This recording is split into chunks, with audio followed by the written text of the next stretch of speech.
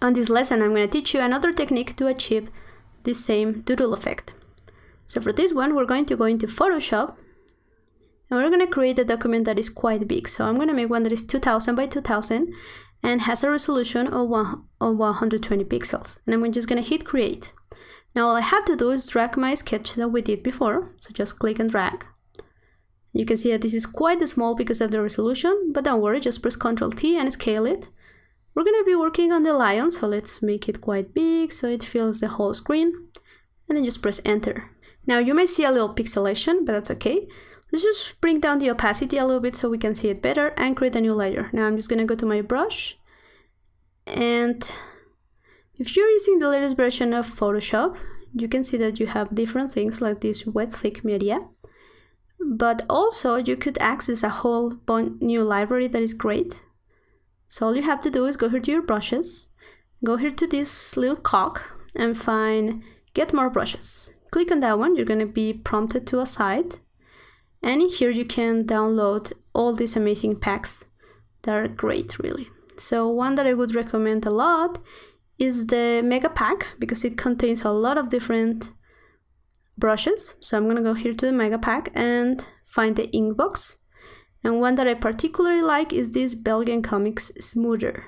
So just click on that one and you're going to get something like this. Now to make it bigger or smaller, just use your open bracket. So I'm just going to be painting this just as we did when we were sketching it. And it really doesn't matter if it's not looking quite perfect because that's okay. Just trace everything. And again, I'm assuming here that you have a graphic tablet, but if you don't own one, I've seen people that do really amazing things with the mouse, or please use the previous technique where we created our shapes there in Illustrator using a mouse. But if you own a graphic tablet, then this is easy. Another thing that you could do is use your lasso tool and just press Alt and Shift to make copies. This is going to make the work easier and you don't have to draw twice the same shape. So just make sure that you are not selecting anything. And now let's go back to our brush.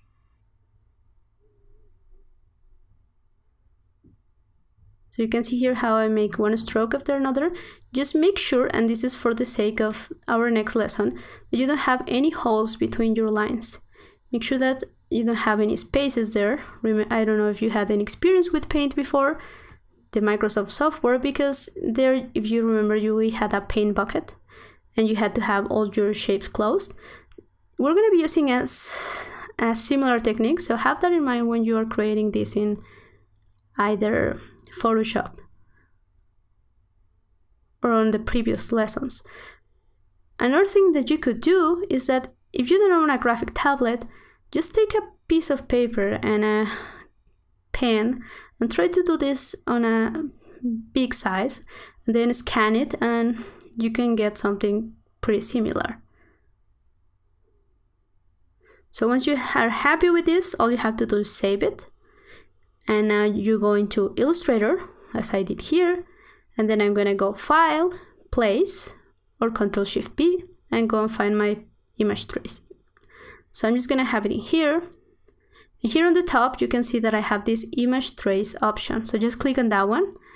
You're going to get a little warning that this may take a while depending on your computer. So now that you have it like that, let's go here and click on this icon to bring in the options. So in here you can see, go and click on the advanced, and the first thing I want to find is this ignore white. So we don't see that white anymore, just our black that we were creating. Here you could increase the threshold, and what it's going to do is if you pay attention, you're going to get a little bit more of that detail on your lines. You could also play with the pads or the corners and then just simply hit expand. Now if you click expand, you can see that you get a whole bunch of pads.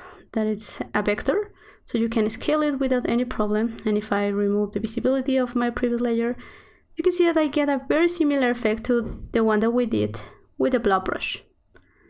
So in the next lesson, we're gonna create a palette and bring in some color.